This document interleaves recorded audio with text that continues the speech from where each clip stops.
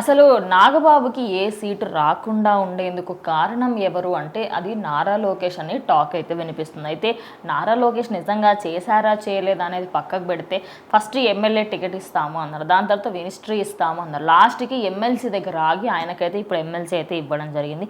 అంటే ఇందులో పవన్ కళ్యాణ్ గారి హస్తమే ఎక్కువగా ఉంది, కావాలనే టీడీపీ వాళ్ళు ఇవ్వలేదు అంటాం, మరి అది ఏది నిజం?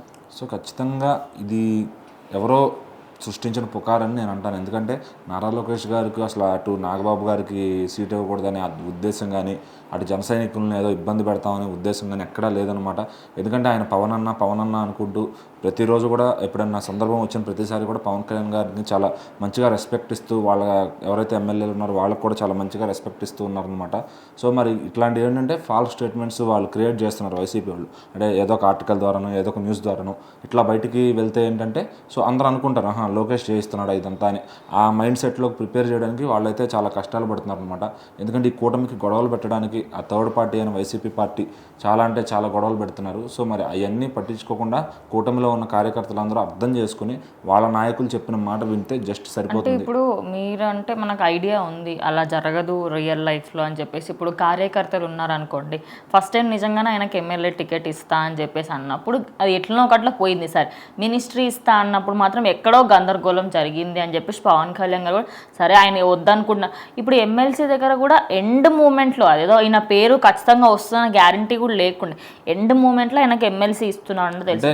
జనాలకి ఏం చెప్తారు? రెండు పార్టీల నుంచి కూడా త్యాగాలు చేసిన వాళ్ళు ఉన్నారనమాట. సో దాంట్లో ఆలోచించుకుని రెండు పార్టీలకి ఎవరిని సెలెక్ట్ చేసుకుంటే అటు ప్రజల దగ్గర నుంచి నెగిటివిటీ రాకుండా ఉంటుంది.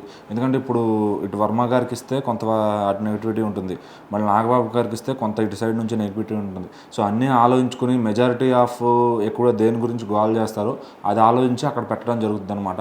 సో చంద్రబాబు గారు అయినా పవన్ కళ్యాణ్ గారిని కలిసి కూర్చొని డెసిషన్స్ తీసుకుంటారు.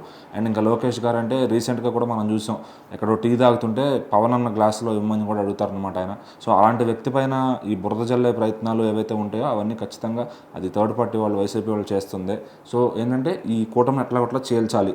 ఇప్పుడు దాంట్లో ఎవరైతే పెయిడ్ యూట్యూబర్లు కానీ పెయిడ్ న్యూస్ చెప్పేవాళ్ళు కానీ ఉంటారో వాళ్ళందరితో చెప్పి లోకేష్కి పవన్ కళ్యాణ్కి ఏదో గొడవ పెట్టాలి. సో అలా మెల్లగా ఇప్పుడు స్టార్ట్ చేస్తే నెక్స్ట్ టర్మ్కి వాళ్ళు విడిపోతే వీళ్ళకి బెనిఫిట్ జరుగుతుందని ఒక ఐడియాతో ఉన్నారనమాట.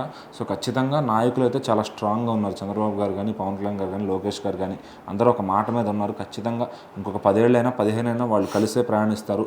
సో ఇటు జనసేనకి సీట్లు పెంచుకుంటూ వెళ్తూ వాళ్ళ ఒక ఫార్మేషన్ చేసుకోవడానికి అయితే కొంచెం టైం ఉంది.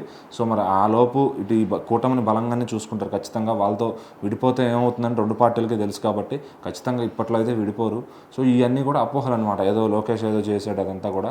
సో ఏంటంటే ఒక్కసారి ఆలోచించినప్పుడు పర్సంటేజ్ గురించి మాట్లాడుకున్నప్పుడు ఎవరి సైడ్కి ఎక్కువ ఇస్తే ఎక్కువ నెగిటివిటీ వస్తుంది, ఎవరికి ఇవ్వకపోతే ఎక్కువ నెగిటివిటీ వస్తుందని చూసుకుని ఒకరికి 10 సార్లు ఆలోచించి డెసిషన్లు తీసుకుంటారనమాట.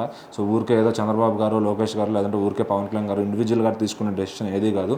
ఒకరిని పొజిషన్ ఇచ్చి నిలబెడుతున్నారంటే దాంట్లో ఇక్కడ పవన్ కళ్యాణ్ గారు చంద్రబాబు గారు ఇద్దరి డెసిషన్ కూడా ఉంటుందన్నమాట. సో అది కార్యకర్తలు అర్థం చేసుకుని సో చంద్రబాబు గారు ఏదైనా మాట చెప్పారు, ఏదైనా డెసిషన్ తీసుకున్నారంటే ఆయనతో పాటు నడవాలి. అట్లనే పవన్ కళ్యాణ్ గారు ఏదైనా చెప్పారు, డెసిషన్ తీసుకున్నారంటే ఆయనతో పాటు నడవాలి. అలా నడిచినప్పుడు కూటమి ఖచ్చితంగా సక్సెస్ఫుల్గా ఇంకొక డికేడ్ అయితే నడుస్తుంది అనమాట. సో మరి ఆ తర్వాత వీళ్ళకి ఏమన్నా వచ్చినా ఏమన్నా పర్సనల్గా వస్తూ ఉంటాయి. సో అది అప్పుడు చూసుకోవచ్చు. కానీ ప్రస్తుతానికైతే అసలు జగన్ అనేవాడిని ఈ ఎలక్షన్స్లో కాదు రాజకీయాల్లో నుంచి పంపించేదానికే పూర్తిగా ప్లాన్ అయితే జరుగుతుందన్నమాట. సో మరి అతను ఉంటే ఏమవుతుందంటే మళ్ళీ అతను పునర్నిర్మించుకుని మళ్ళీ అతను వచ్చాడంటే మళ్ళీ రాష్ట్రం ఒక 50 ఏళ్ళు వెనక్కి వెళ్ళిపోద్ది అనమాట. సో కూటమి అయితే జగన్ కోసమైనా సరే బలంగా ఉంటారు ఇంకో 10 ఏళ్ళు 15 ఏళ్ళైనా. సో కార్యకర్తలు కూడా అంతే బలంగా ఉండాలి.